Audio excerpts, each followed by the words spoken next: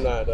I know if you see the quarterback play in the league right now, I know I'm capable of doing better than that. Shedeur Sanders, son of Hall of Famer Deion Sanders, has clapped back at Rex Ryan after Rex called him out on TV. His stance is clear: you come for the king, best don't miss. But can he back his words up, or will he flop and be a big stain on his dad's legacy? Let's dive in and find out. Shots fired.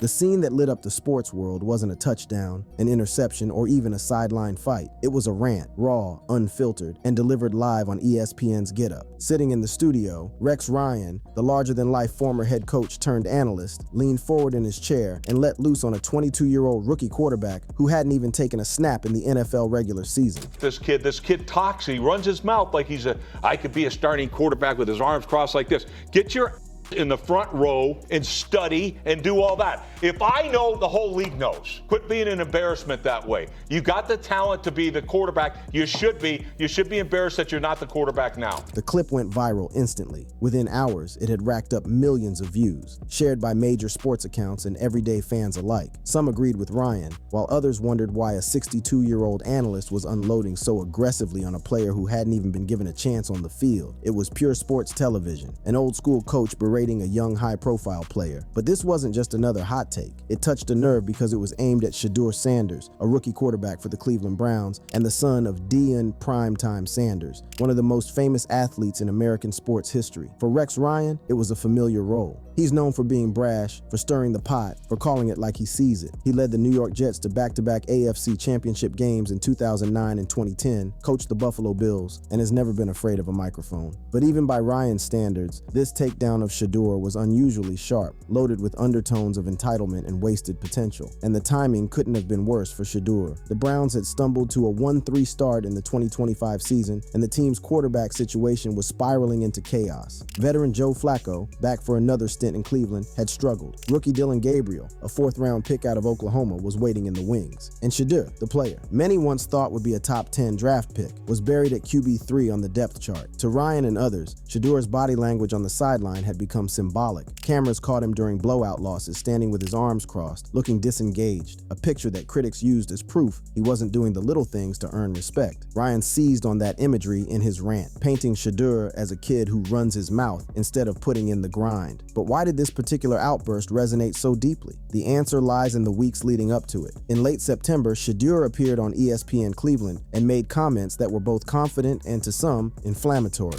I'm not.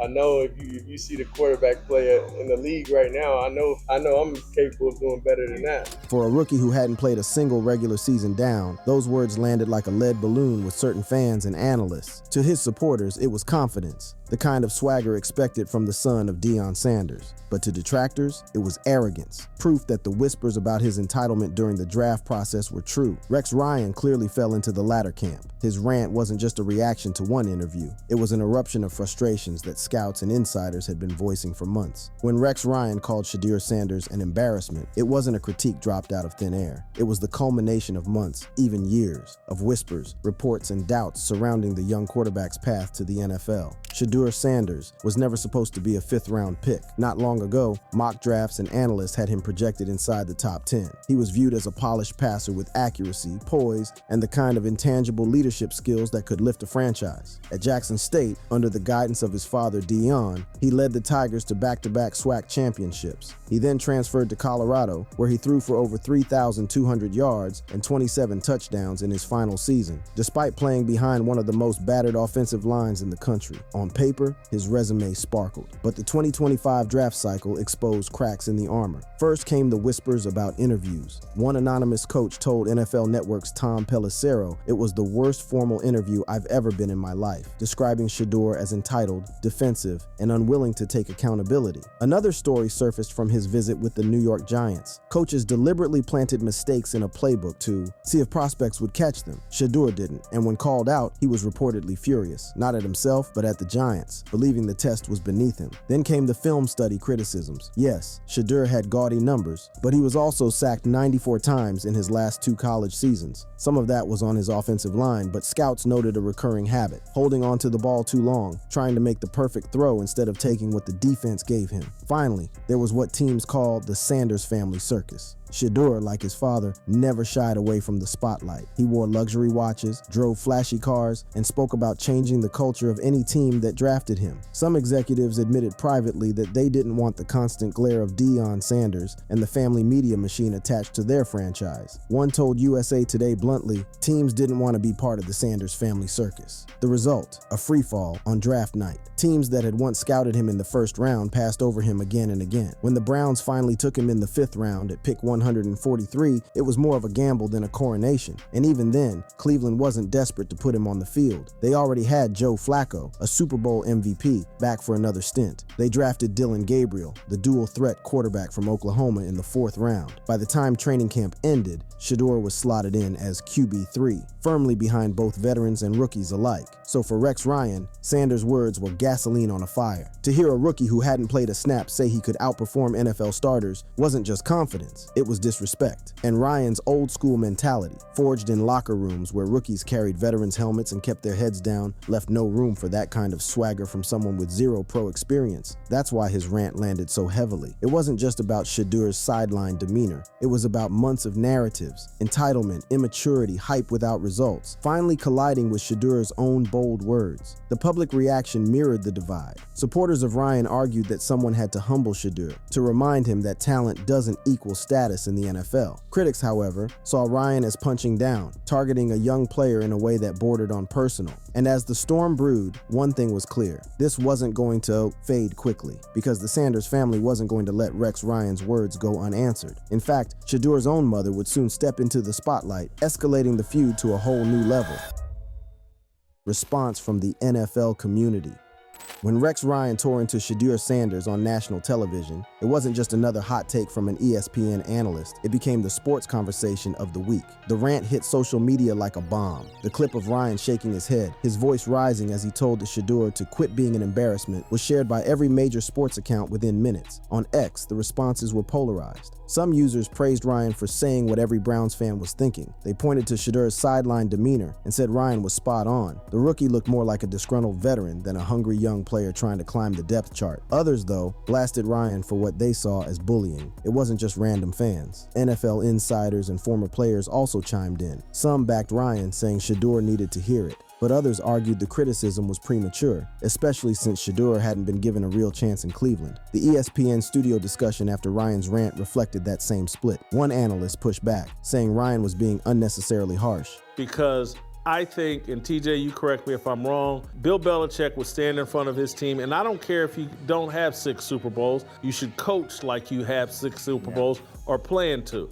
And I would stand up in front of the room and say... But Ryan didn't soften. He doubled down, insisting Shedeur's attitude was the problem, not his lack of playing time. The fact that Ryan framed it as something the whole league knows added fuel. If true, it suggested Shedeur's reputation had already been poisoned behind closed doors, long before he ever stepped onto the field. And in a league where perception often matters as much as production, that was damning. For Shedeur, it was the worst kind of spotlight. The Browns were struggling, sitting at 1-3, and the fan base was desperate for a savior at quarterback. Instead, all eyes were on a rookie who hadn't taken a snap, being branded as entitled and unprepared on national TV. And Ryan's words carried weight because they weren't just random speculation. They echoed the pre-draft criticisms that had sunk Shedeur's stock. Scouts had said he came across as defensive in interviews. Reports described him as pissed when teams tested him with trick questions in playbook. Executives had whispered that the Sanders family circus was too much to manage. Ryan wasn't inventing a narrative. He was reinforcing one that already existed. That's why the clip spread so fast. It wasn't just a hot take. It was a public confirmation of what insiders had been saying privately for months. Within 48 hours, the story had become the dominant sports headline. Debate shows from First Take to The Herd devoted segments to it. Was Ryan too harsh? Was Shedeur proving his critics right? Or was this just the latest example of the media piling onto a Sanders because of his last name? And that's when things escalated further, because the Sanders family itself got involved. Shedeur's mother, Pilar, who had largely stayed quiet during his draft slide and early struggles in Cleveland, finally snapped. back. She opened her Instagram and posted a fiery response aimed directly at Rex Ryan. In it, she called him impotent and cancerous, mocking the fact that he hadn't coached in years and suggesting he was jealous of her son's spotlight. It was the moment the story stopped being just about football, because when your mother starts waging war with NFL analysts on Instagram, it's no longer a debate about quarterback depth charts. It's a full-blown cultural spectacle. And the reaction to Pilar's comments would only deepen the divide. It was an emotional response, a mother defending her son in the most public way possible. But once it was out, the story was no longer just about Shedeur's place on the Browns' depth chart. It was about a family stepping into the fray and challenging the NFL's old guard directly. Social media, predictably, exploded again. Some applauded Pilar for standing up for her son. Others, though, thought it was a mistake. And that's what made Pilar's words so impactful. They played directly into the same narrative scouts and executives had warned about before the draft. Sports talk shows pounced on Pilar's post. The irony, of course, was that Shedeur himself was silent through all of this. While Ryan's comments spread and Pilar's post went viral, the rookie quarterback said nothing. His arms-crossed sideline demeanor became symbolic, not just of his critics' accusations, but of his refusal to jump into the mud. But silence didn't protect him. In fact, it only raised more questions. Was Shedeur hiding behind his mother's defense? Was he being smart to avoid inflaming the situation? Or was he simply unsure of how to respond? For Rex Ryan, the feud had already served its purpose. His rant made headlines, drove ratings, and reaffirmed his brand as an unfiltered truth teller. He didn't need to fire back at Pilar. The Sanders family was now doing enough to keep the story alive without him. And that's the unique nature of this drama. It wasn't just about football, it was about culture, media, and generational divides. On one side was Ryan, representing the no-nonsense, old-school NFL mindset where rookies kept their mouths shut and earned their place. On the other was Shedeur, a member of Gen Z, raised in the spotlight, confident, outspoken, and unapologetically himself. Pilar's Instagram post only highlighted the clash further, embodying a parent's instinct to protect in a world that sees such protection as weakness. The debate grew louder with every passing day. Was Shedeur being unfairly targeted because of his last name? Was his family proving Ryan right by escalating things? And most importantly, when would Shedeur himself respond? Because if one thing was clear, it was that the young quarterback wasn't going to let his mother have the last word. In fact, just days later, Shedeur would deliver his own response to Rex Ryan. But instead of another soundbite, he gave the sports world something no one expected, a mime show. The comeback. By the time September turned into October, the feud between Rex Ryan and Shedeur Sanders had become one of the biggest storylines in football. Ryan had delivered the fiery rant. Pilar Sanders had clapped back with her Instagram post. And yet, through all of it, Shedeur himself had remained silent. That silence ended on October 1st. The Cleveland Browns announced that Dillon Gabriel, their fourth-round rookie from Oklahoma, would be the starting quarterback going forward. Joe Flacco, the veteran, would serve as backup. And Shedeur Sanders, he would stay exactly where he'd been since camp ended, QB3. For most rookies, being buried on the depth chart after a month of the season would have been enough drama. But Shedeur wasn't most rookies. At the team's weekly press conference, reporters gathered expecting him to finally speak about his role, the criticism, and Ryan's biting words. Instead, they got something else entirely. When the microphones were turned on and questions started flying, Shedeur didn't open his mouth. He gestured, pantomimed, and mouthed words silently, a full mime act in front of the cameras. At one point, he mimed zipping his lips shut. At another, he shrugged and pointed as though saying, "What do you want me to say?" That's one more. I guess what do you think you have to show? Show to the coaches to have that belief in you that y'all be ready. It was bizarre, was surreal, and it was deliberate. NFL insider Adam Schefter confirmed as much, reporting that Shedeur's press conference performance was a direct response to Rex Ryan's rant. Adam Schefter reported, and some other networks are starting to report, that this was his response to Rex Ryan saying what he said on the Sunday show. Ryan had said Shedeur runs his mouth, so Shedeur, in a moment equal parts defiant and theatrical, decided to do the exact opposite, not say a word. Some laughed, others groaned. The footage spread online just as quickly as Ryan's rant had days earlier. Within hours, Shedeur Sanders' mime was trending, clips circulating with captions ranging from "genius move" to "this is childish beyond belief." The reactions were as divided as ever. Fans who had supported Shedeur through the ordeal called it clever, a sarcastic, tongue-in-cheek way to clap back at an older critic without giving him more fuel. But his detractors saw it differently. Sports shows didn't waste a second in picking up the story. On Nightcap, the panel debated whether Shedeur had made things worse for himself. Shannon Sharp, speaking from the perspective of a Hall of Famer who had seen every kind of media circus, suggested that Shedeur was in a no-win situation. If he had spoken, people would have said he was defensive. If he stayed silent, he was called immature. If he says something, it's one thing. If he doesn't say something, it's another thing. So he took this approach.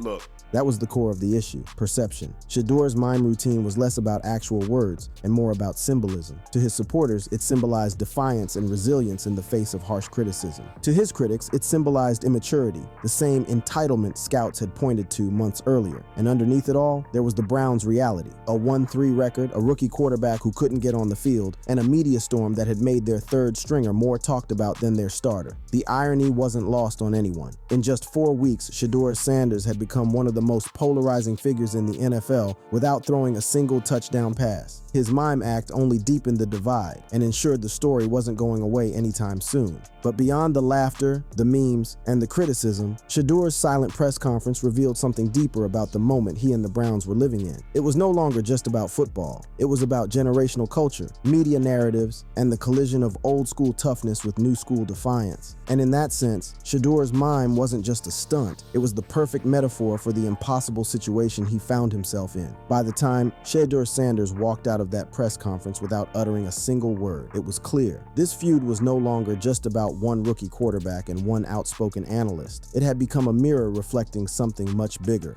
a clash of generations, a debate over family legacy, and the role of media in shaping how young athletes are judged. Because let's be honest, if Shedeur Sanders were just another fifth-round rookie on the Browns roster, his sideline body language and preseason interviews wouldn't be national news. He'd be another backup, trying to earn reps on the practice field. But Shedeur isn't just another rookie. He's Deion Sanders' son. And that single fact changes everything. Deion's name is both a crown and a target. On one hand, it gives Shedeur an unmatched platform. He's had national exposure since his teenage years, playing for his father at Jackson State and then at Colorado, with cameras following his every move. On the other hand, it paints a bullseye on his back. Every misstep, every perceived flaw becomes magnified. That's why Rex Ryan's rant hit so hard, and why Shedeur's mime response went so viral. This wasn't just about football. It was about whether Shedeur could live up to the Sanders legacy while also carving out his own identity. But it also tapped into a broader debate, nepotism in sport. Critics labeled Shedeur a nepo baby, lumping him in with other high-profile sons like Arch Manning in football or Bronny James in basketball. The argument is that these athletes are given more attention, more opportunities, and more leeway because of their last names. Supporters counter that they face more pressure, not less, because expectations are impossibly high and every failure is headline news. Shedeur's story embodied both sides of that argument. He was a decorated college quarterback who, by merit, had the talent to be drafted. But he was also subject to skepticism because of his father's larger-than-life presence, the very Sanders family circus that some executives admitted they wanted to avoid. And in today's NFL, that generational divide matters. Coaches and front offices are still largely dominated by men who came up in an era where rookies carried veterans' helmets, spoke only when spoken to, and earned respect the hard way. Today's players, though, have grown up in the age of social media, branding, and constant exposure. They're comfortable living publicly, performing not just on the field, but also online. That's why Shedeur's silence said more than words could. It was a performance for the cameras, yes, but it was also a way of reclaiming control of the narrative. And through it all, the Browns keep losing. That, perhaps, is the cruelest irony of all. While the quarterback room dominated national headlines, Cleveland still sit at 1-3, with Gabriel trying to stabilize the offense and Flacco nearing the end of his long career. The Browns had a full-blown QB controversy, and their third-string rookie was somehow at the center of it without ever throwing a pass. For Shedeur, the challenge now isn't about winning a press conference or silencing an analyst. It's about proving himself on the field, because as long as he remains a backup, critics will see every move he makes off the field, every comment, every gesture, as evidence of the entitlement they accused him of during the draft. But there's another possibility too, that this firestorm, as uncomfortable as it is, could fuel him. History is filled with athletes who were torn down early, only to rise stronger because of it. And that's where the story lands for now. Not on a resolution, but on a question. Can Shedeur Sanders shift the narrative with his play? Can he turn silence into statement, critics into believers, and prove that his last name is not a burden but a foundation? Or will Rex Ryan's words echo as prophecy, that a quarterback with all the talent in the world wasted it on distractions and pride? Whatever the answer, one thing is certain. In a league filled with established stars, journeyman veterans, and forgotten backups, Shedeur Sanders has already done what most rookies never achieve. He's become the center of the conversation, and that, more than anything, shows just how unique this drama is. It isn't just about a quarterback battle in Cleveland, it's about the collision of eras, the weight of legacy, and the unforgiving spotlight of modern sports. Because in today's NFL, you don't have to play a single snap to make headlines. headlines. And Shedeur Sanders has already proven that better than anyone. Thank you for watching this video. If you'd like to watch another fascinating video like this, click on one of the boxes on your screen right now.